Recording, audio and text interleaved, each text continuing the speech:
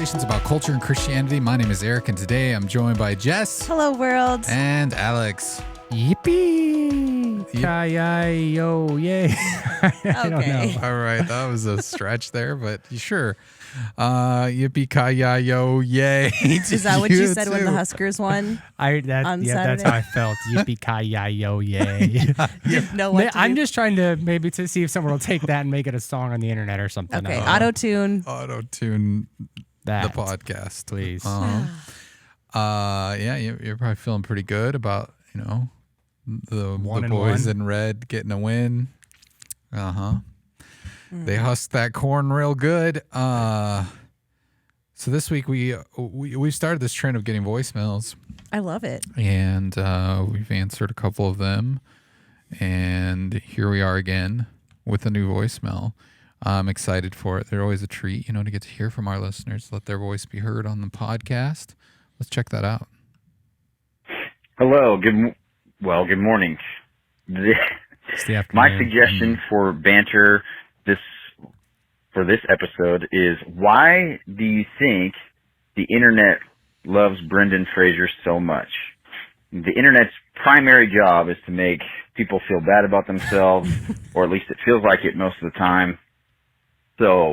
But somehow they've collectively decided that Brendan Fraser is a good human being and he's off limits for people making fun. And I'm just curious why you guys think that is. This is very specific. Well, you know why. Have you not seen the video? I haven't. Okay, so Brendan Fraser was just at a film festival. He is in a new film called The Whale, and it's something he hasn't done a film for a while, and so they brought out the cast and they gave him a standing ovation, and he cried and started crying in front of all these people, and it's like really cute and precious, and it's going around that you'll see it now that we've talked about it and your phone's around, you'll see it For sure. But I think that's why. Well, and I think They such asked. a big part of he disappeared for a long time. Mm-hmm. We saw him in all kinds of things like The Mummy and George of the Jungle and Blast from the Past. Encino Encino Man. Man. Yeah, that was one of my favorites of his. But then he was just gone. And then now he came back, and his appearance was so dramatically different. Like time had kind of maybe beat him up a little more than some. And so I think you get so used to seeing him as this younger person, and then he looked very different. And so I think this person that called in is correct. The internet did kind of come to his defense. Endearing around him. Oh yeah. But I think it's like a nostalgia thing in some ways too, because is. people just love those characters that he played. Yeah, I've had this conversation in the past with other friends about. I feel like Brendan Fraser, also Nick Cage, kind of gets thrown in. It's like you could hate him or love him type thing, but Brendan Fraser has always been well loved in my mind, because during the 90s or early 2000s, all these like big macho guys were coming out and doing all these films, and he could have chosen all that, but he played these roles that were very endearing and that people liked, and he kind of took a different approach where he could have chosen to go into a specific genre. He stayed and kind of bounced around in a bunch of different stuff. So I think it just, I don't know, makes him lovable. I will be honest. I am not once I looked up Brendan Fraser, and I maybe, throw Rotten Tomatoes at me, if you will. I am not like a person that's like, who's in that movie? I have no clue. I don't know hardly any We actors' know names. this about you. But like once I Googled him, I'm like, oh, duh. Like I of course I know who this guy is. And so I had not seen any of this on The Whale, and so I won't make fun of him. George of the Jungle, though, was a classic in my life, and so shout out to him for making that. I mean, The Scout, that's a baseball movie. And I want to say, I can't remember the date because I'm just going off memory, but I want to say it was like around the time that I graduated from high school. He was one of the first actors that came out as being, I don't know if it was sexually assaulted or sexually, in some way sexually abused by another person in the industry, and nothing ever came about it. And so he kind of stepped back from his role in acting in movies. And so I think it's kind of been this journey for him of coming back out of it. That's me not doing a ton of internet research, but definitely Google the video that's going around about him because I think that's probably where I'm assuming where the question came from. Oh, okay. But I think to the point, there are definitely people, it feels like, that it's easy for the internet to make fun of for unjustifiable means. You know, there's some evil, people being made fun of for a variety of different reasons. And then there do seem to be like these people that somehow escape that in like some you can't kind touch them. of way. Like Kanye West. No, I'm just kidding. That guy's No, he gets destroyed all the he time. is going crazy again on Instagram lately.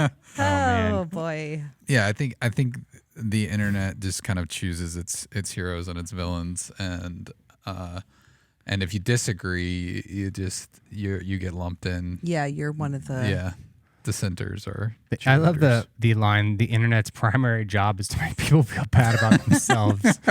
Yeah, I don't know about that, but I guess maybe. It's probably like a description in Wikipedia that just says that right there. I also think there's certain actors that are untouchable because they haven't really caused any waves. Because when I think of Brendan Fraser, I think of like what's Sandra Bullock done? Like everybody basically loves her unless you don't like her. Tons of stuff, unless you don't like her movies. I'm saying like she hasn't really like. I mean, but she's like been. I don't know. I'm thinking of just there's so certain many people movies. where it comes to your mind of they're lovable actors and actresses. So yeah, I mean, I'd put her in probably a similar class as Brendan Fraser, but she kind of never took a break. She kept making movies. She just kept on it. Yeah, it's interesting. But yeah, Brendan Fraser. I guess Don't touch him. It'll be a whale of Don't a touch movie, him, Alex. a whale of a tale. Everybody likes him, I guess. I don't know. I like him. I don't know how you could be mad at him. I love The Mummy. Yeah. Oh, that's probably my favorite that he's done. How about you? Oh, Encino Man. It's easily my favorite Brendan Fraser movie. George of the George Jungle. of the Jungle. That's the first the most memorable. All right. Well, that does it for this portion of the podcast. But up next, hold on? What's the reminder of that number? Let me just give it. Oh to people. yeah. That's good. So Sorry. if you do want to, please call us. I love hearing other people's voices. It seriously has been a fun thing over the last few weeks. 402 885-9930. When you call this number, Whoa, hold on. Let me write that down again. Can you say again? You're kind of fast. 402. Let me write it. 885 885 9930. 9930. I do want you to be aware when you call this number, it's not going to ring. You'll automatically get greeted by me in a voicemail just saying, hey, we love hearing from you. And then you'll be able to leave a voicemail right away. So if you call and you get stage fright or something like that, and then you just hang up after a few words, it's okay. Collect yourself. Yeah. Call back, or you can shoot a text. And it and is also, fun. like, even the caller today was anonymous, so it's like you don't have to give your name. Yeah, if you don't give us your name, we're not going to disclose who you are. Yep. So there you go. All right. Up next, we've got headlines.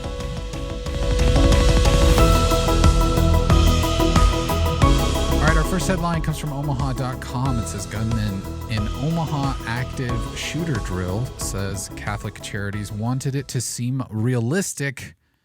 This story is pretty wild, and it's featuring a character that seems to have a lot going on, but from what I understand, he staged an active shooter drill in which he fired blanks at the Catholic Charities employees. Just crazy. I mean, that's horrifying, for one, and it seems like a lot of he said, she said, sort of back and forth of who endorsed this idea, which it seems like this man is the one behind it, and his name is John Channels.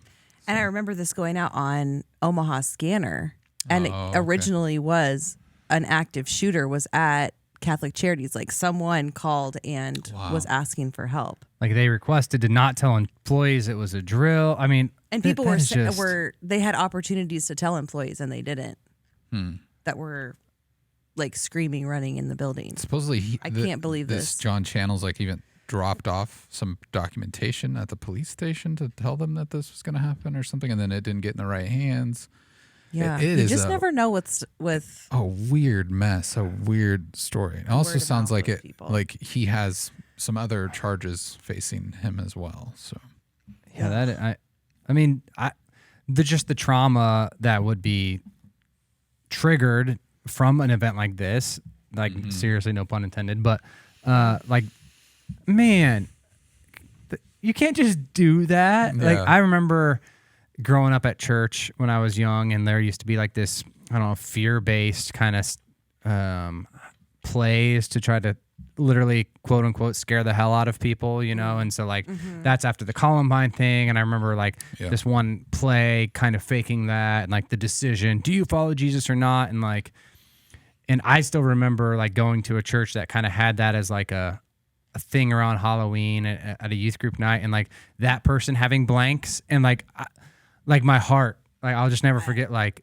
I didn't know that was going to happen. I mean, you kind of are expecting, you know, something kind of dramatic walking into it, but then like there's a difference between a little cap gun, you know, pop, pop, pop, and like blanks in an actual gun, and what you see, and just, like, it's just crazy. So even this story kind of reminded me of that, and like that's a memory ingrained in my mind that's always kind of like, you know, freaky. I mean, it worked.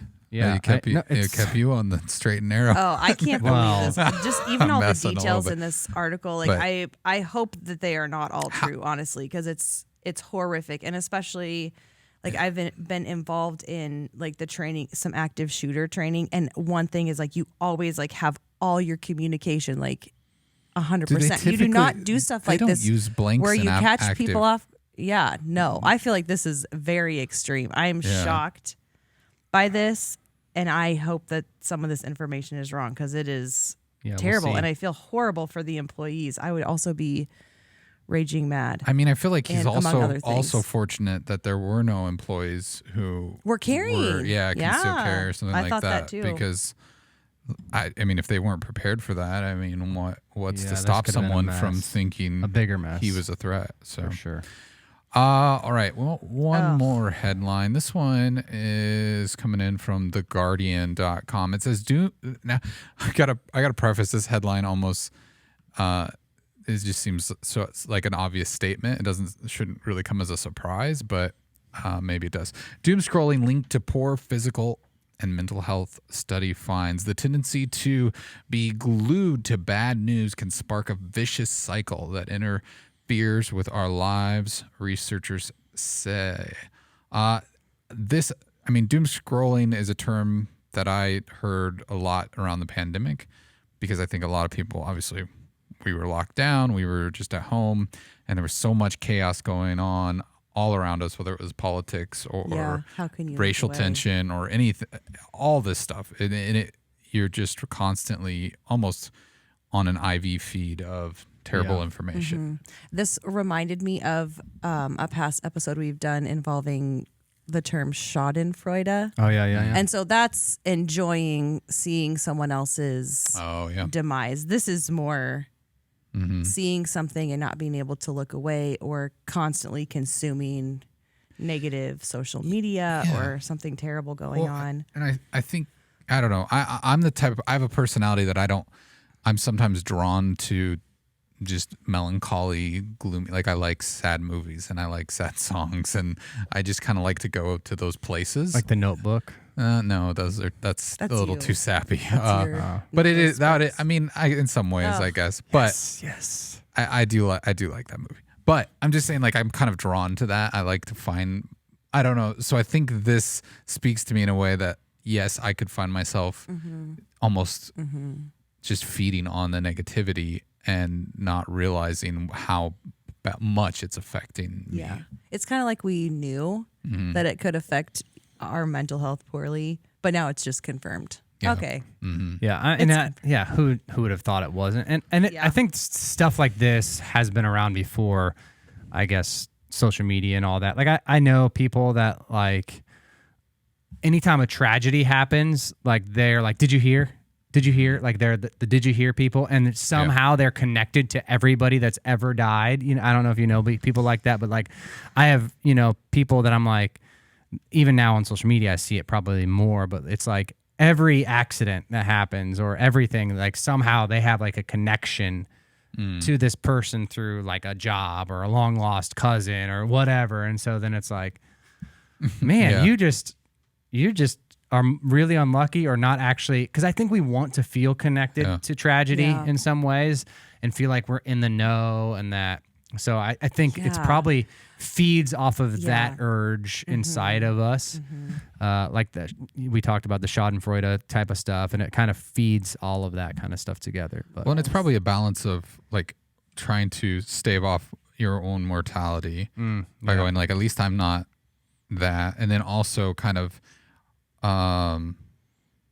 like that gossip thing. There's like a tinge of that where it's like, oh, I want to know this so I can tell somebody else, or I could, I don't know. But don't you think we kind of miss like the other half of what's going on? Because when we want to be scrolling and like looking at all the stuff that's going on, and we want to be, like you said, Alex, connected, and we want to be the person that knows everyone is connected, but at what cost? So it's like we look at that kind of stuff, and then this is just like part of my own personal journey this year of just being more mindful and kind of simplifying stuff in my life and being more aware of how things make me feel. And it's like, okay, but you're also probably feeling some anxiety or depression or, what are you neglecting because this is the focus of what's going on in your mind? And I think we want to go towards like compassion and connectedness, but what are the other things that are also going on? And one of the frustrations, like I've seen a lot, probably because there's that balance and you wanting justice to happen in like an organization. And I think for the church, for example, hasn't had a lot of great PR at large, not Christ community, but pastors making poor decisions, some of those kinds of things have happened. But then it seems like there's almost people that feed off of that and like want to know and are kind of, in some ways, I don't know if it always feels like they're rooting for justice or the victims of these things, but it's just like, see, celebrity pastors are all bad, and that's a whole different conversation. So, of course, you should have known, and like it's like almost like it creates this distrust and distrustful narrative that you shouldn't trust anyone, And these are people that are in the church that maybe had a bad experience or some of their own church hurt, which I understand and empathetic for. But for me, I've seen even some of that more and more very true lately, which is frustrating. And then plus, if you already have some kind of mental illness or some kind of struggle that you're dealing with, this to me also can absolutely activate stuff that's going on in you internally too. Well, and I think like with the pandemic and things like that, you wanted... there's two sides always. Like some people going, oh, this is really bad, and then other people going, oh, it's not a big deal. And then I think when someone is trying to convince others that something is bad, it's the more information they can find about bad things, the more they can try to use that to convince other people that everything is bad. And it goes both ways, I think. So the more that we kind of reconfirm our own bias through these things, it's just an unhealthy cycle of the snake eating its own tail. But at least it's confirmed, and now we know we should probably avoid it. Don't go into those doom scrolling spirals. I mean, it's hard to avoid nowadays, but it's probably not the best. Kind of plays into what we're talking about today. Yeah, that's true. Next we have a guest who is going to be joining us to talk about suicide awareness and different things around that topic. So stay tuned.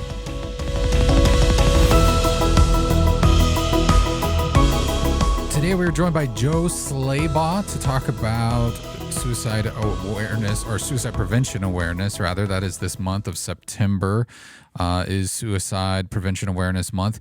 And tomorrow is World Suicide Prevention Day. Joe, why don't you tell us a little bit about yourself, kind of introduce yourself to our audience, and maybe help explain a little bit why you're here and what expertise you can kind of bring to this conversation. Yeah, thanks so much for having me, guys. It's great to be a part of what Christ Community is doing here. I'm thrilled to be a part of this podcast episode. Like you said, Eric, my name's Joe Slabaugh. I'm a community counselor over at City Care Counseling right now, and just thrilled that we are talking about such a serious topic, and hopefully we can remove some of the taboo behind it. So why am I here, and what's the reason for me speaking into this professionally?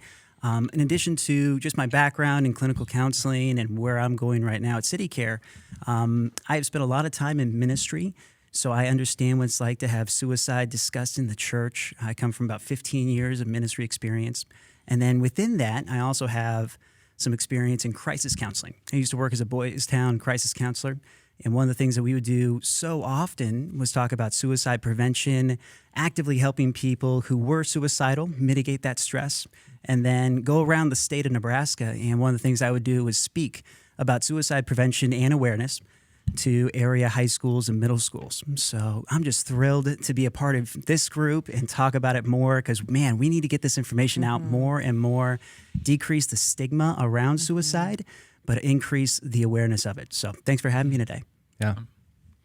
So I think one of the first questions, obviously, to just jump in is if somebody is, maybe we don't know someone struggling with suicide, what are some of the signs just right off the bat that we can start to look for, see in a person, maybe a loved one or whomever that might be struggling with suicidal thoughts? Because this isn't always, I know for me, I've unfortunately done funerals, for people that didn't see this coming for whatever reason, or they're kind of shocked because, and we've had even local stories here recently of high school students in the Omaha area that seem to have on the outside a perfect life, doing well academically, doing well in sports. And so it doesn't seem like you can always just throw a dart at what a suicidal, someone that's having suicidal ideation, what they look like or what their life looks like. So how do we start to think about or be aware of some of those signs? Yeah. And that's so tough because actually one of the people you were talking about, there was a church out in Elkhorn that opened up their doors after a young girl died by suicide just early this spring. And I was part of a group that went and responded to that at a vigil that they did the same day they found the news. And everyone there were hundreds of people there that I was interacting with and hundreds of students, high school students. This girl was in high school. They were shocked, like you said, Alex. Nobody had any idea that this girl was really struggling, except for a few of her close friends. So we should never make any assumptions that just because somebody looks like they're fine on the outside, that means they're fine on the inside too. Yeah. I'd say a couple of things that I always kind of keep my ears perked up for would be anyone who's talking about hopelessness, or maybe they're talking about life without them in the future. That's always kind of something I'm going to pay attention to. Any type of excessive substance abuse. It could be tobacco, it could be alcohol, legalized drugs as well. It could be someone who is engaging in things that are just hurtful and they're doing it more than they normally would. That's always something to be paying attention to. I believe there's no reason for living anymore. If you're around somebody and like, what's the point of all of this? Well, I want to pay attention to that. And sometimes we say that in jest so often and we make jokes about it. Well, if there's someone that I'm talking to and I'm picking up on that, then I want to kind of focus in on the conversation a little bit more from my perspective. Increased anxiety, agitation, fear, depression. The key word there is increased. Let's be honest. Life is crazy and chaotic. Yeah. All of us experience anxiety and agitation. My wife would be the first one to tell you that. I agitate her all the time. Yeah. We get depressed, but what we're looking for is excessive increase in any of those types of feelings. That's something that I want to be very aware of and keyed in on. Any type of recklessness. And then I just mentioned one more specifically would be this word called contagion.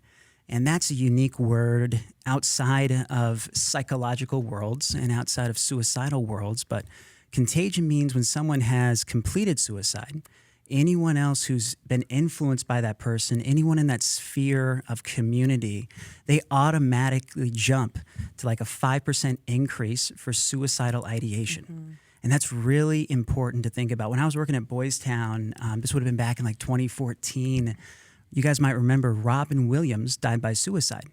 And that year was a very poignant year for our organization. The Boys Town National Hotline is one of the largest hotlines in the country. We handle most of Lifeline's calls for the Midwest region.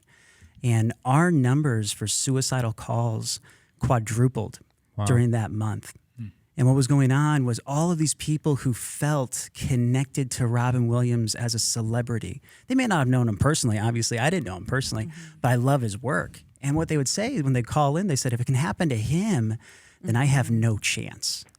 So contagion is a really important one to think about. That was actually something that we were really paying attention to with the girl that you mentioned out in Elkhorn. Yeah. That all of her friends, all the people that were on her sports teams, and she was such an active kid, Now, all of a sudden, they have this event that wasn't normally part of their mentality, and they have to respond to it. So automatically, we become a little bit more susceptible to a suicidal ideation. And that's something to be aware of as well. So Yeah. any of those signs and several others, I think there's definitely things to look out for. And man, we got to keep our radar up. Yeah, and I think if you throw in guilt and shame, for me, I've been a part of doing some funerals where people died by suicide, and I mean it's painful for so many reasons, but for a lot of family members or close friends, there's this weight of guilt of I should have known and done something, or the shame that I didn't see and recognize it, and so you add that onto the contagion. I mean, all of that kind of is like a fuel for the fire to somebody that is feeling more lonely. It amps up that depression, and so I think that's something that I think a lot of people don't realize on the back end if they're struggling with, if they've seen a loved one or something like that happen. So I think that's such a good one that often isn't talked about. And so thanks for bringing that up. One of the things you mentioned was recklessness. And I wonder if you could elaborate a little bit on that. Is that because I think sometimes you'll see people I think we think of suicidal behavior as something that's very identifiable and like, oh, they're doing drugs or whatever. They're doing something to self-harm themselves. Where sometimes I wonder with the word reckless, can there be other things that they're doing that maybe they're just not thinking of themselves, or they're not putting themselves first in certain situations where they're maybe doing things that are kind of risky that the average person wouldn't be doing? Is that stuff that we can overanalyze, or is there certain signs that we could be aware of that that is recklessness? That's a great observation because most of us, we're not usually engaging in illicit substances or dangerous activities anyways. So it'd be hard to judge that. I always say that money is actually a really good indication of reckless behavior. So pay attention to the money. One person I was working with years ago who was a part of the church I was associate pastor at, they started giving away stuff. And everybody at first, because this was going on for like months, this was an older gentleman. They had a lot of things, and usually a fairly generous person in general. But all of a sudden, we got kind of, I guess, these secondhand accounts of church members getting personal things, getting expensive things from this gentleman. And they were like, wow, he's just so generous. And what we were realizing was he was giving away his stuff in a reckless manner because he didn't think there was going to be a future for him to have it. So he didn't care. And after a month of us hearing these secondhand accounts, finally we had one of our pastors kind of go over and talk to him. And we realized the reason why he was giving away his stuff, the reason why he was writing checks to people for fairly sizable amounts was because he wasn't planning on using it. And he gave himself just a couple of months to live until he had set a date. And that's something we can talk about later is people who put together suicidal preparations. Usually you're going to look for reckless behavior being a part of that. And I think financial recklessness is a really good indicator, especially for people who are not typically engaging in dangerous activities anyways. Does that kind of answer the question? Yeah. I also want to say that, reckless behavior can be there's so many different ways that it can apply, but to me, I would say it's also somebody that is acting off. Like I know you, especially in your inner circle, and you're doing things that don't make sense. It can even be as small as like, well, I'm not wearing a seatbelt anymore. And I think like some of the things that Joe, you talked about, I think that it's incredible awareness, but don't you just freeze when it's somebody that you love and you start seeing all these signs of hopelessness or they're being reckless or something's happening. And I think like in us, I think all of us have this fight, flight, or freeze. And so I think we get put into this point where it's like, well, what do we do? Like, do I say something? Do I not say something? Like, what does it mean? It could be nothing. It could be something. But I think it's important to create environments. This is such a vulnerable thing that we can step into. It's really stepping into something with somebody. And so let's talk a little bit about like, how do we help to create that environment for people to share where they're struggling? And how do we have also the strength to step into that with them? Because that's also an action that we choose to take. You choose to step into this with somebody. Yeah, that's a good point. Really, really good point. And that's really intimidating. I'll be honest, especially so for my ministry career, I was a youth pastor for a long time. And I was so intimidated to have a suicidal kid walk into my doors. Yeah. Because I was like, what am I going to do with that? Yeah. You know, just it freaked me out. I didn't know how to respond You to kind it. of feel the weight of the world Yeah. to fix it. Or Well, in the moment, you do feel so responsible for that person's life. So that kind of intimidated me and caused me to hesitate from entering into those conversations, hesitate from creating the space that you're talking about, Jess. So I would encourage anyone who's listening, whether you're in ministry vocationally or not, because if you're listening to this, you're probably a believer. And guess what? Then for your mission is ministry. So welcome to the mission field. But I would encourage you guys to jump into that. One verse that really motivated me and inspired me when I was trying to figure out how to create that space, how to normalize conversations about suicide. Psalm 34:18, it says, "The Lord is near the brokenhearted." And all of a sudden, it kind of clicked in my head, like a light bulb went off. If I want to be near God, if I want to experience God's presence, I better find some broken people. And that was just so exciting to me because, you know, as a minister, I want to be in God's presence. I want to be going where God wants me to go. And I realized that if I was going to follow God and if I was going to minister to people, then I need to find brokenhearted people.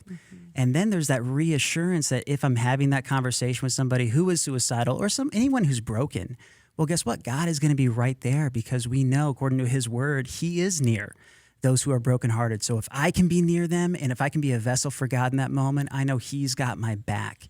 And that gave me so much reassurance. So that's the first step, would be having the courage and finding that courage to step into these conversations and have them. And I would encourage anyone who's listening, don't let the fear, the intimidation of not knowing what to do withhold you from the incredible reward of stepping into this mission that God's called you to. If he called you to it, then he's going to be right there with you the entire time. Once we do that, then I think we just start normalizing the conversations. The way we can invite people to have talks is by us ourselves opening up. Talking about how we're stressed, how we get anxiety, how we find it difficult to struggle with depression. These are great conversations that we can start, we can create. We don't need to be superficial. We don't need to be dishonest and be like, oh, yeah, I've had suicidal thoughts in the last week. If we haven't, people will see right through that. Don't be disingenuous. But we can start normalizing the stigma around depression and around suicidality by starting the conversation ourselves. So I think that'd be the first step I would say is having an offense to create spaces that are safe and by normalizing that conversation, by introducing it yourself.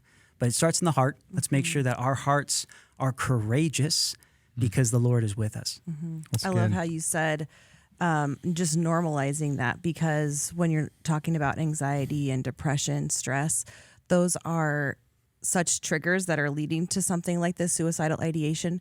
But what I find too in just counseling even is that they're unseen things that people are struggling with. So it's like I have depression and I'm dealing with it on the inside, but nobody can see that. And so I think one of the ways that we give power and put some meat around what's going on in the inside is talking about it and having a conversation and acknowledging it. Yeah, and I think to your point, the Lord being near the brokenhearted, I think one of the things I love about Scripture is it's not just like our Instagram pages. It's not just the highlight reel of all of these heroes, right? I mean, obviously David, he is just torn up in Psalm 6 about losing a son, and that's just a terrible moment for him. And he's, got some of these dark, deep emotions that he's psalming before God. I think of Elijah's story all the time. Like, this dude had just slayed a bunch of gods on Mount Carmel and had this wild experience where he did all of this awesome, amazing stuff and saw God move in powerful ways. And then all of a sudden Jezebel's chasing him down, and the dude goes and he's like, God, I don't want to live anymore. And then we see in that speaking to God, in that vulnerability, that the Lord is near to him and provides for him in some incredible ways. And so it's not just like these awesome, incredible people that have all these things happening, but it normalizes some of the biblical, quote unquote, heroes of God being near them in the middle of these broken, painful moments. And so I love that Scripture actually shows us that reality. And the more we talk about those low points of some of these biblical heroes and not just celebrate all their highs and all their faith and all that we often want to do, then it's like, oh, me too. like that person, and God used them. And so I think, for some people, that's a very comforting word and an ability to see that's just not like a scripture, oh, the Lord's near, but we see that in reality as well. Yeah. No, that's a great point. And scripture is full of just people. Yeah. And, people are people. We're flawed. We have our strengths and our weaknesses. And I think normalizing that conversation is so important. I would add to the offensive side, which is, and when I think of responding to suicide or a suicidal person, I think of a game plan that includes an offense and a defense. So in my mind, an offensive strategy would be creating a space where you can have conversations that are deeper and a little bit more scary to go into for the normal person. And that would be by having a conversation about, today we're going to talk about stress, or I really want to talk about depression today. And sometimes I really struggle with it in this 3 areas or whatever you want to say. That's the offensive side. There's a defensive side, which is responding to someone who you think may be suicidal. Going back to your first question, Alex, responding to somebody who's showing signs based off of what we just shared with all of you for indicators of suicide. There is nothing, and I'll say this twice, there's nothing better, once again, nothing better than asking somebody a direct question about suicide. Very often, and I'm so guilty of this, especially when I was a young minister, very often we like to beat around the bush. And we like to say, hey, how are you feeling about yourself? Or you don't look so good. What's going on? And we kind of let people get off very quickly by saying, no, I'm fine, or it's just been a bad week, no big deal. And we move on very quickly. No, as a matter of fact, according to the American Association of Suicidology, it really exists, AAS, they write a lot of the rules on this stuff. What they found is the more direct question we can ask about suicide, the better. And here's some encouragement. Someone who's already thinking about suicide, they're not going to become more suicidal by you asking them if they're suicidal. And that was a really good reassurance for me, man, because I always kind of felt intimidated. I don't want to put the thought in your mind if you're already depressed. I don't want to be that guy. That's great information, Joe. But from a defensive standpoint, man, we got to ask direct questions. So ask somebody, are you suicidal? And if they say no, and I actually had this example just a couple of months ago with somebody I've been working with, I asked them, are you suicidal? And they said, nope, I'm not. And I followed up because I didn't really buy into the story. And I said, have you been suicidal in the last couple of months? Yes. And it was a long pause, and he felt like I was kind of trapping him in a corner, so to speak. But a lot of people who are suicidal, it takes such a huge step of faith to trust in the other person to admit what's going on. And a lot of times we'll deflect it. So ask a direct question, and then, hey, ask a direct follow-up, and then have a conversation around that. Don't be intimidated once again, but be direct and be front. Don't be abrupt, but just be direct about it and confront them head on. That'd be good. That's your offense and kind of a defense to kind of get started.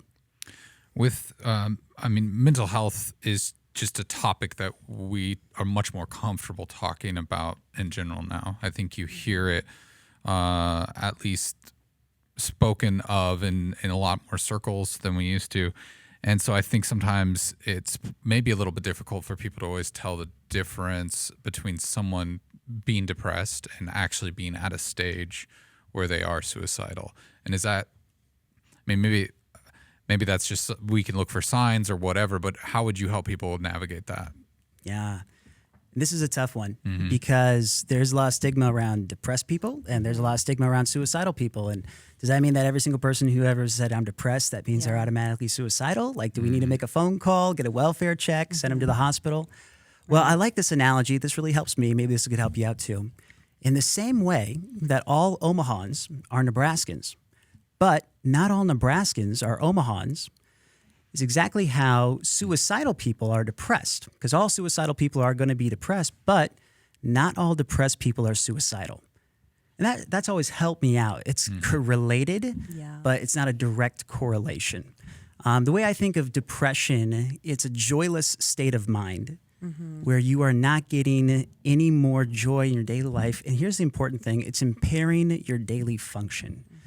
For Jess and I in the clinical world, that's really what we're looking for. We're looking for signs of depression that are impairing someone's daily function. And once we are identifying those, then we're going to start treating the depression. Hopelessness is obviously one of those symptoms. We've talked about that just a little while ago. How I see suicide is the culmination of hopelessness. It's where you get to the end of your rope and you're looking around and you're like, there's no other options. Depression may be the process of hopelessness, but suicide typically is the end of the rope. It's the culmination of hopelessness.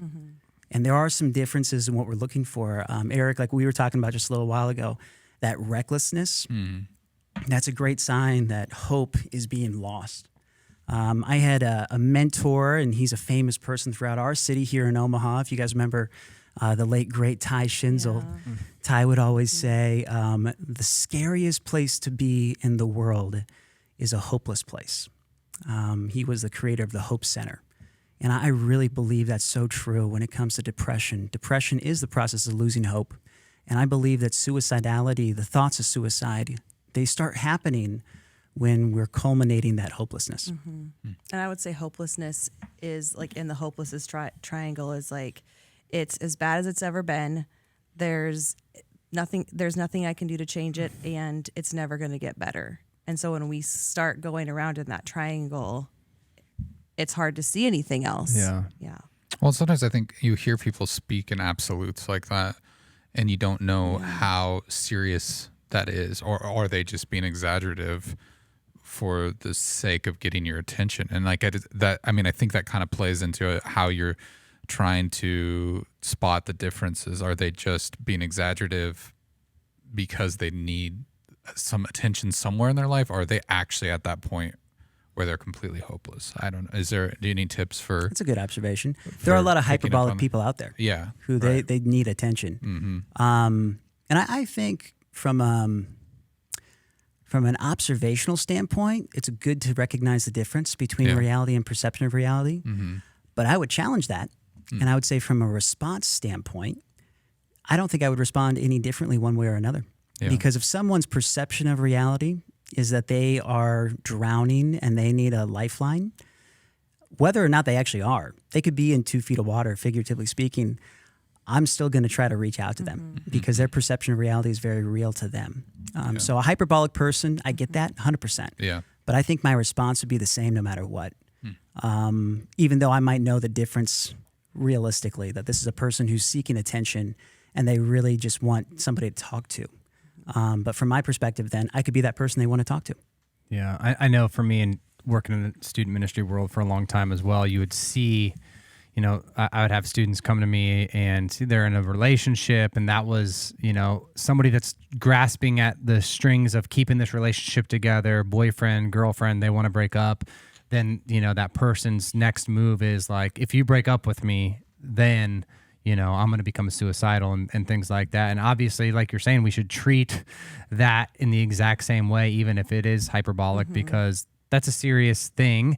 And there's manipulation, a lot of things that go behind, I think, what's happening there. But we have to take that seriously, because you don't need to have that weight shifted fully to you either, because it could do a lot of damage to you and long-term, issues where I just saw that cycle continue in a relationship. And the way to break that cycle in some ways is to take that seriously and get that person help, because there's some underlying thing beyond it. Even if being suicidal isn't fully where they're at, there's something going on that needs to have some attention. But if we do run into a scenario where we, find a note, or we, as a parent, you find a Google search that, and we know we're pretty confident that somebody is wanting to take their life. Somebody is wanting, having suicidal ideations and coming up with a plan, and they're planning on suicide or contemplating it in some kind of way. We find that information.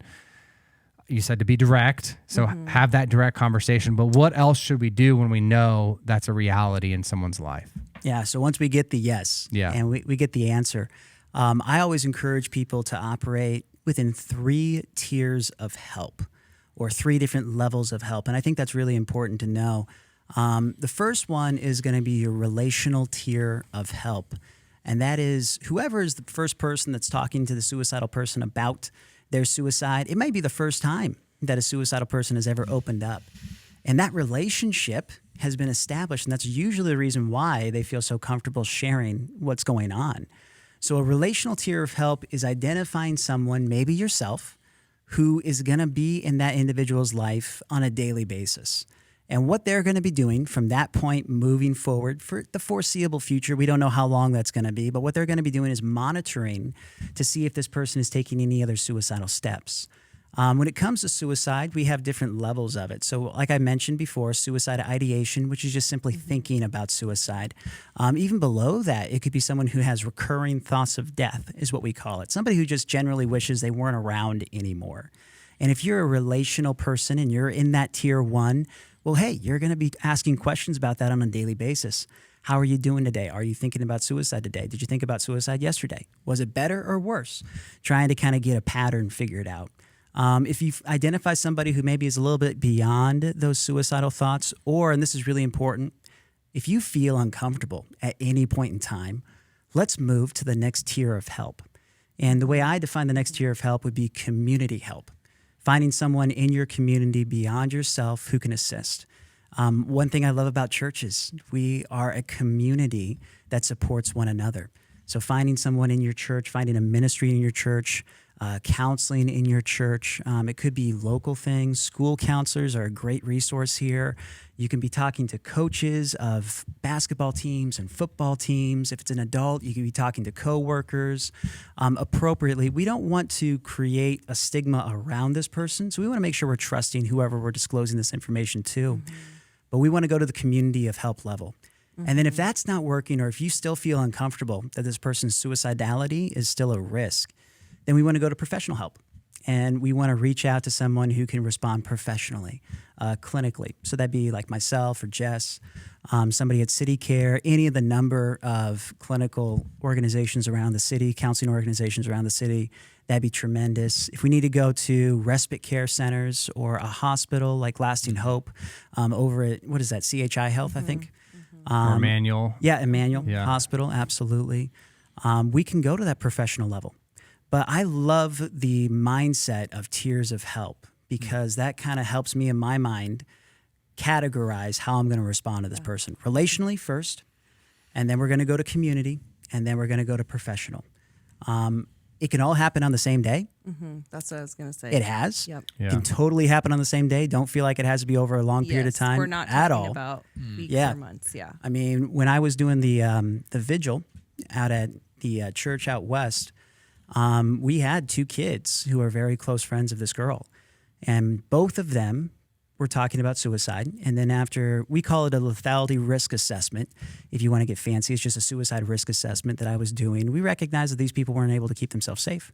So we immediately arranged for them to go down to, I think it was Emmanuel in that situation. Mm-hmm. It's called a 48-hour hold, or a 48-hour psychiatric hold. And we just had them admit themselves and then spend the night at the hospital to get evaluated by nurses and psychiatrists before they could go home. And that all happened within the span of 30 minutes.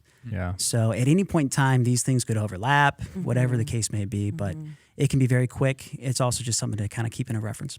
Yeah. So I feel like some of your answer to this question is maybe based more on someone who's more of an acquaintance, or more of someone you meet in the church community or something like that. But I would be curious how you'd respond to it being someone closer, like a really close friend, maybe even someone in your immediate family that you're living with, because I think sometimes those responses are going to change. Like I've heard, for instance, like a friend who's going through this, maybe they had access to firearms, and their friends saying, "Hey, let me hold on to those," or that's a step that I've heard people take. But even beyond that, if it's someone close to you, and we're talking about if it's hyperbole, but you hear it all the time, but it's someone you're living with, so maybe you just start to tune that out, or how are those interactions with someone who is in your immediate presence a little different than someone who maybe, not that you're passing them off to someone else, but someone who you can turn over to other people to help? Yeah.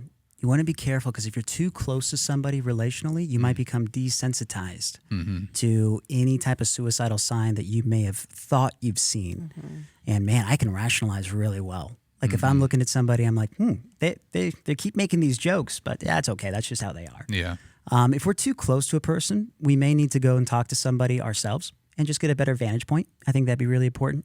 If you're living with somebody who's suicidal, and I actually had a client not too long ago who admitted he was suicidal. He is 17 years old, and the first thing that he did was he called up his best friend to say, "Hey, goodbye."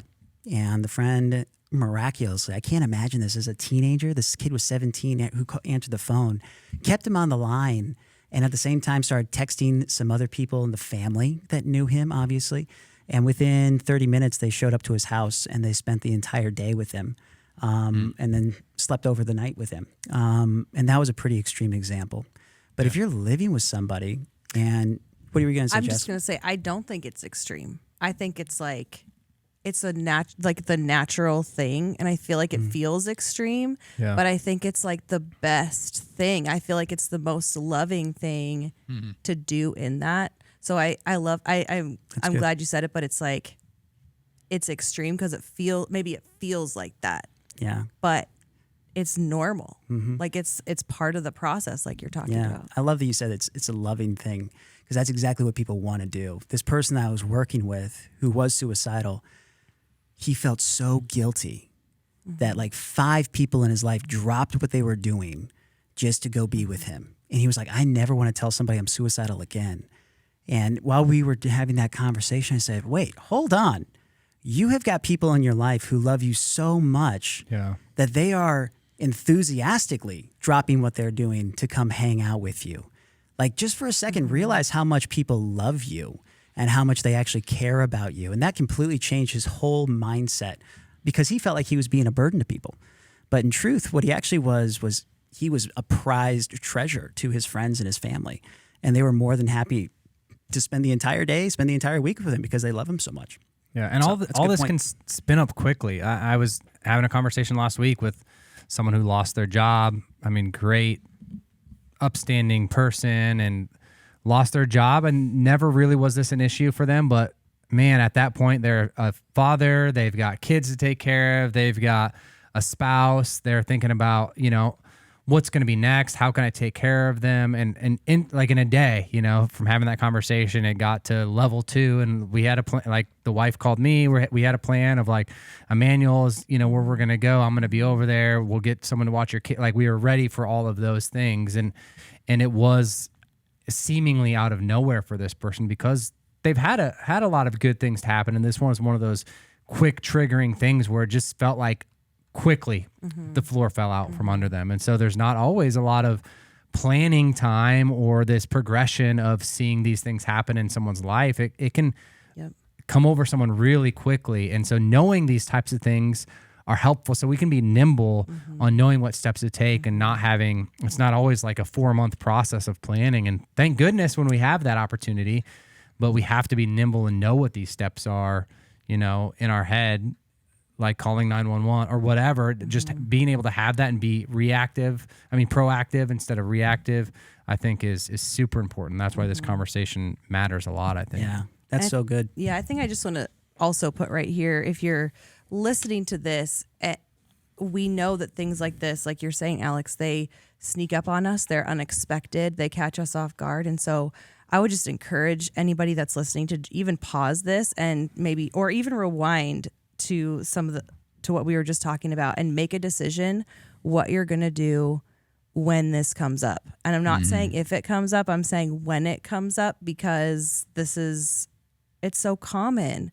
And I feel like, especially when you open yourself up to, hey, I'm going to be more willing to talk about mental health and share my struggles, that needs to be part of your personal process of, what am I going to do when this happens, or if somebody comes and says this to me. And I think we also need to just, this is probably a good place to start sharing some resources too, because I feel like, what do we do? Where do we go? I love that we had the 988 conversation last week. That's a great resource. And I think another thing to even add to, and is, at least people that I've been close to that have been going through this, the thing that I would hear is that they don't feel seen. Like, they're not, would you miss me if I was gone, is the question that someone asked me once. And And it's like, I think sometimes for people who aren't in that place, it's so hard to, even though we want to be empathetic, it's so hard because maybe we just don't feel that way. And so it's like, how do you cross that line and really actually say something that's going to be meaningful enough to them to go, oh, okay, I am cared for. Like people dropping everything and running to their side or something like that. But sometimes you just don't know what that response is that's going to make them feel cared for in that moment. And I think that's a lot of stress to put on somebody. It is a lot. And I think it's like good to remember you are not that important. You're important, but it does not all fall on you. Even as the therapist, it's not all my responsibility. I mean, this is why there's teams of people, there's resources. That's where it's like, okay, what do we do? If I don't know what to do or I don't know where you're at, I'm calling 911. Like I don't pass go. I mean, there's things that have happened in my life where I'm like, I need to figure out what I'm going to do the next time this happens. Cause I need that. But I also agree. It's like, we don't have to be all things to all people, but there's pressure in the situation. I think especially because we feel like when someone's really vulnerable, we put it into almost like the secret category of I'm holding something really precious and it's really personal. And so that's where it's like, it's okay to call 911. It's okay to dial 988 and have a conversation with somebody. It's okay to call the Boys Town National Hotline. I've used that number and passed it along many times because excellently trained people. Yeah. And so I think Eric, we put a lot of pressure on ourselves too of like, okay, I'm sweating. Like, what do I do? Yeah. Yeah, because that's not just for somebody who is having suicidal ideation, but it's for someone that might know someone in that circumstance. So you can text or call 988 and have somebody there, take some of that weight off, do it together, and then they can walk you through some of those immediate steps, ask questions. Oh, absolutely. Create a strategy, some sort of a safety plan. That was another really common thing that I did as a crisis counselor, but that's exactly what 988, which is Lifeline, they'll 100% do that. And Jess, you're so right. The prevalence of suicidality is much more significant than we realize. CDC just did a study in 2020 that suicide is the 10th leading cause of death among Americans ages 10 to 65.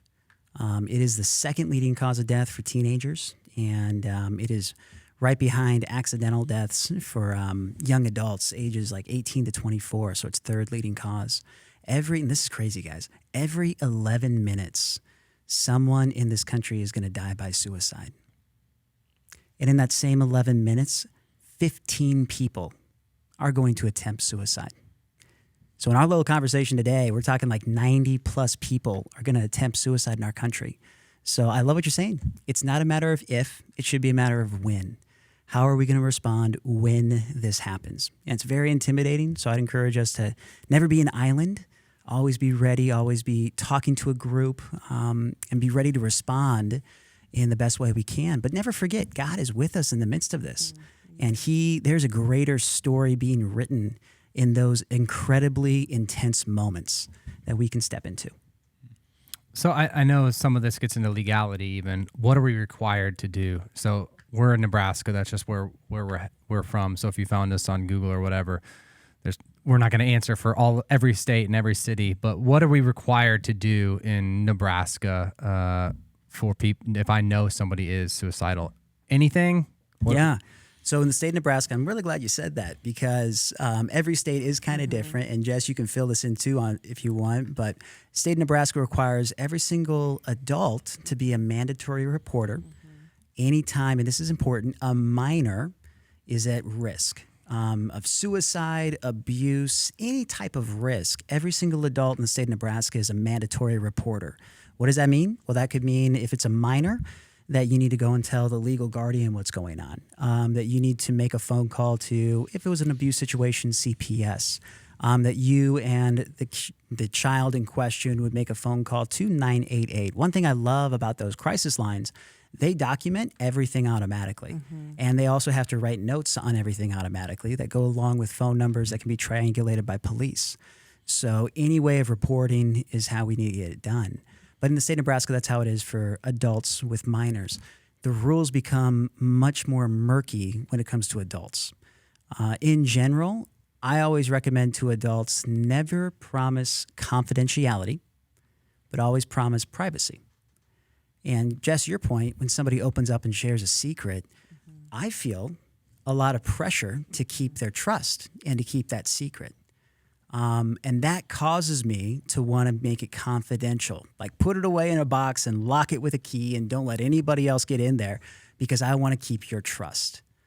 Well, if we're keeping a secret that somebody might be hurting themselves or has a plan to hurt themselves, that's not a trustworthy statement. We don't need to keep that trust. As a matter of fact, we're enabling harmful behavior. We could be making the situation worse by keeping their secret. So keep things private, but always have the courage to say, nope, this is too far. I got to bring somebody else into it. Eric, your point about living with somebody who you think might be suicidal, that is usually the biggest inhibition for someone to take the next step. Because I don't want to ruin this person's trust. I don't want to ruin our relationship. Well, in the grand scheme of things, you're being more loving by reaching out to the next tier of help, whether that's another relational person, a community person, or a professional person. You are loving them more by breaking their trust because you care about their life. And that is so important. Let's break that bond of false confidentiality and let's make sure that we're doing the most loving thing that we can. That's good. One of the things that come up a lot when we're talking about this is the terminology that we use when talking about suicide. I think even on this show, we've been guilty of using inaccurate or inappropriate terminology. We did an episode on the hotline when that was announced. We talked about the 988 hotline, and I'm sure I'm guilty of it. Excuse me, of saying committed suicide. That's one term that, and someone commented and informed us that, well, no, we don't. That's not a good term to use. Explain why maybe that term is not a good term to use and other terminology that we should steer clear of, and maybe how best to talk about suicide. Yeah, it is kind of a shift right now. And Jess, I think you'd probably see the same thing. I know when I was a kid, like when we were all kids, committed suicide was pretty normal vernacular, right. You know? One thing that we're learning and experts are starting to assert is that committing suicide is obviously, it's a phrase that points blame or shame or guilt because committed means somebody did the action. Now we're not going to pretend like the action wasn't done, but we are trying to reduce the stigma around suicide. So we're trying to get away from the terminology of committed suicide and we're trying to get into more terminology like died by suicide or a completed suicide attempt. That seems to be much more common language nowadays in the counseling worlds and a lot of the mental health worlds. And I'm happy, I'm excited because I am starting to see this move into popular culture more and more.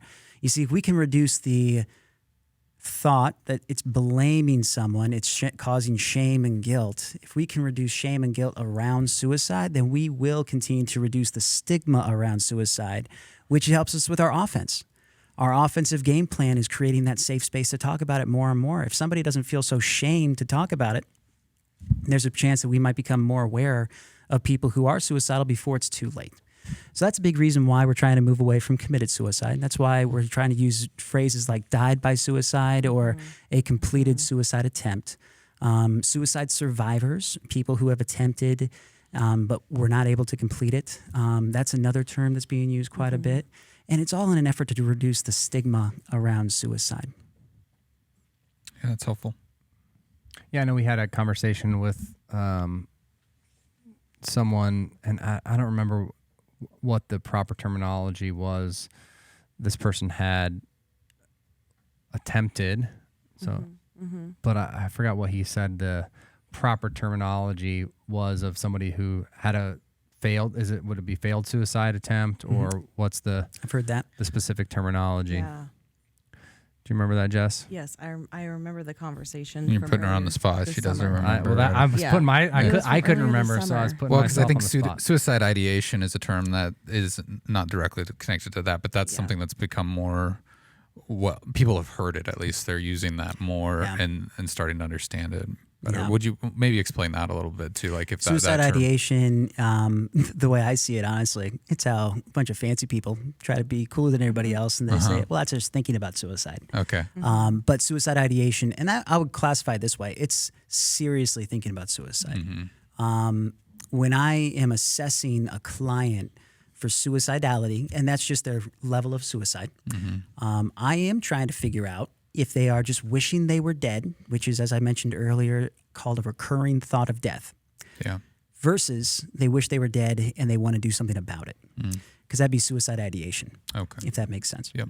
And it also would be like, just in like a practical term, would be if they're having ideations, it's like, do they have an intent to act? Do they have a plan to act? Do they have a means to act?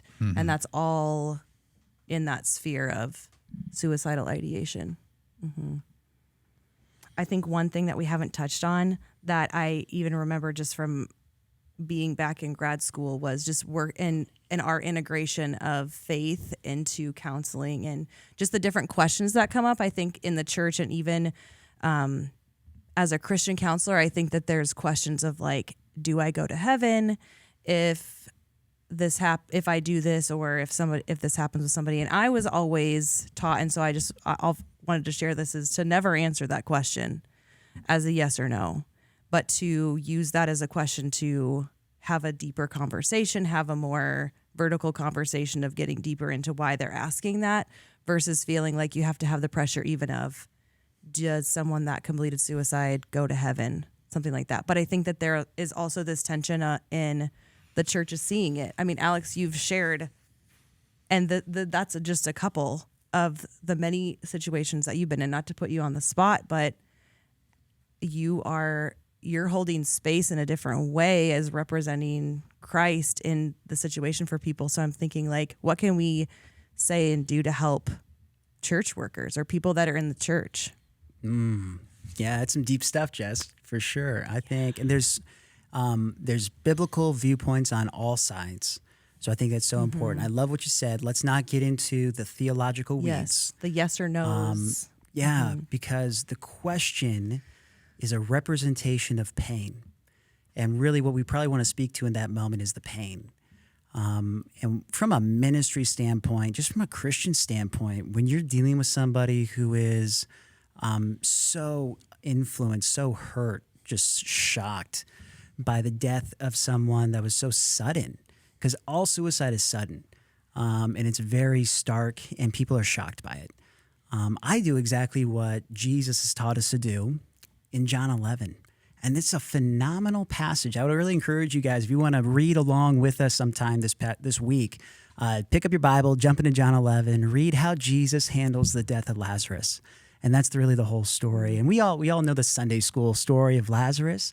He was the man that Jesus rose from the grave. What an incredible miracle. Like, how cool would it have been to be around that day? Tell you what, there's a lot of things on my list to check out when I'm in heaven and ask Jesus about. That's definitely one of them, because he created the first zombie, and that would freak some people out. But the miracle is actually in my opinion, the miracle is much less profound than the ministry that takes place beforehand. And what Jesus did in John 11 is truly profound, and it's exactly how we should respond in counseling and ministry to people who are suffering loss and people who are grieving those who have died, especially sudden deaths when it comes to like suicide. So Jess, going to your point, how do we relate to people in ministry? Well, let's do what Jesus did. And I'll just walk you guys through the story real quick as we're talking here. You see, Lazarus was loved by Jesus. It says that right there in John 11. He was the brother of Mary and Martha, two very popular people in the Bible, pretty famous characters there, also loved by Jesus. And Lazarus got sick. Martha and Mary sent a note to Jesus, who was in the next town over. We found out because Bethany and Jerusalem, Bethany is where Lazarus is at, Jerusalem is where Jesus is at. Well, it's 2 miles away, so not very far away from each other. They sent him a note. Hey, our brother is sick. We know you're the Messiah. Why don't you come heal him real quick and then go back to whatever you're doing? Come on, man. Jesus intentionally waits. And he waits 2 days. And his disciples ask him a question about it. And he's like, well, he's sleeping, but for the glory of God, we're going to go to him. And the disciples don't understand what's happening. He shows up after waiting 2 days to make the trek. By the time he gets there, it's been 4 days since Lazarus has passed away. And it's a funeral crowd, and Martha and Mary are tending to other mourners, and Lazarus had been buried in a tomb. Like, it's a whole thing. Martha finds out that Jesus is walking into the town. She runs out to meet him. And you guys, the first thing that Martha says, Lord, if you would have been here, my brother would still be alive. And isn't that pain right there? I tell you what, you want to talk about calling out God face to face. That's it. Jesus, if you just would have been here, he wouldn't be dead right now. I believe that 100%. Jesus is something that I think is so profound. He doesn't respond to the question directly, but instead he responds to Martha's intellectually.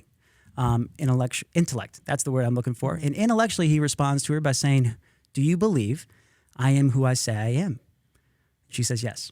So what I learned from that first example, we need to respond to people intellectually. We need to figure out what they still believe is true and where they still are connected in their faith. Intellectually, let's respond. The little sister comes out right afterwards. Martha goes back into town and says, hey, Jesus is out in the cornfields waiting for you. Mary gets all excited. She runs out. This is a little bit later on in chapter 11. She says, guess what? The exact same thing, you guys. Lord, if you would have just been here, my brother would still be alive. Same statement. Jesus is something very different. He sees Mary crying. He sees the other people that come out with her crying. And we get it right there. Every 11-year-old's favorite Bible verse, John 11:35, Jesus wept. And as a matter of fact, in verse 36, it says he wept so deeply that the people around him said, truly this man loved Lazarus. Jesus responds emotionally to Mary.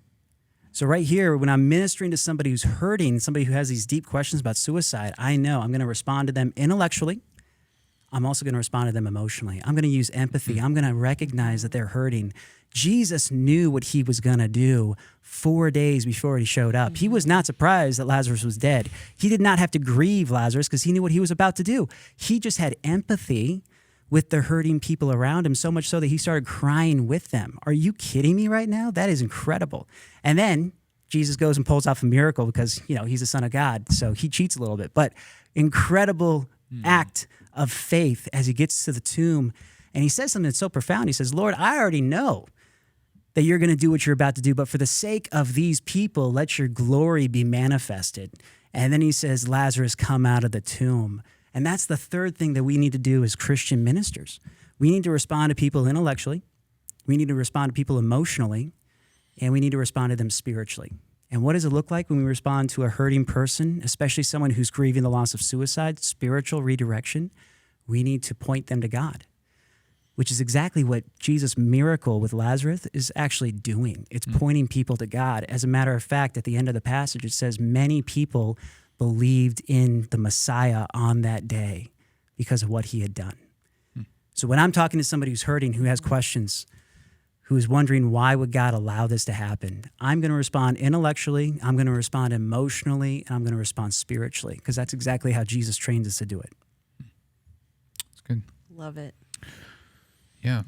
I think through all this conversation, one thing that just keeps coming to mind is like, what is, where are people at right now? What's leading them to these feelings? And I think no matter who you are, we kind of have this feeling that we want.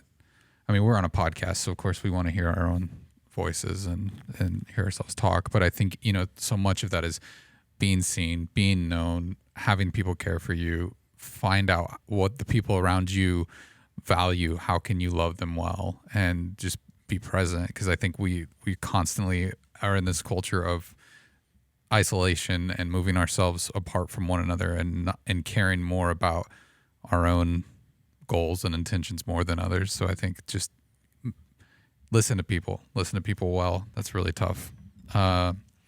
Is there anything else you'd like to add before we wrap things up? Any thoughts that you feel are left out there that you haven't said? I love what you just said, Eric. It's the power of presence, you guys. So if you see someone who's suicidal, if you have an indication or a hint that somebody might be suicidal, your presence, just being around them, that action is going to speak far louder than any words you could ever say. Yeah. And it could be as simple as a text to invite them out for a lunch. It could be a text saying, hey, I hope you're having a good day, whatever it is. But the power of presence should not be underestimated. Yeah, it's good.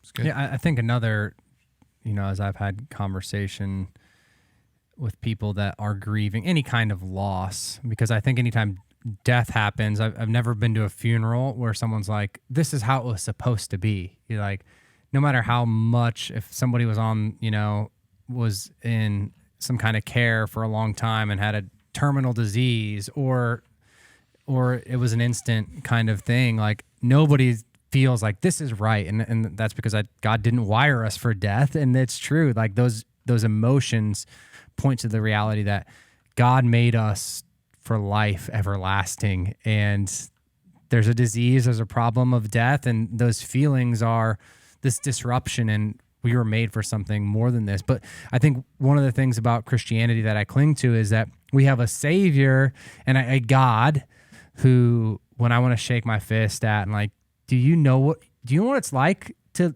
lose someone you love, to be in pain and to suffer and to watch that happen? Like, we have a God that's like, yeah, I do. And he invites us into that pain as a God who understands fully what it's like to lose someone that he loves, and to watch that all take place, injustice and pain, and watch the suffering of his only son. And so we have a God that we can cling to, that as we cry out with that pain and that suffering, that's like, me too. Mm-hmm.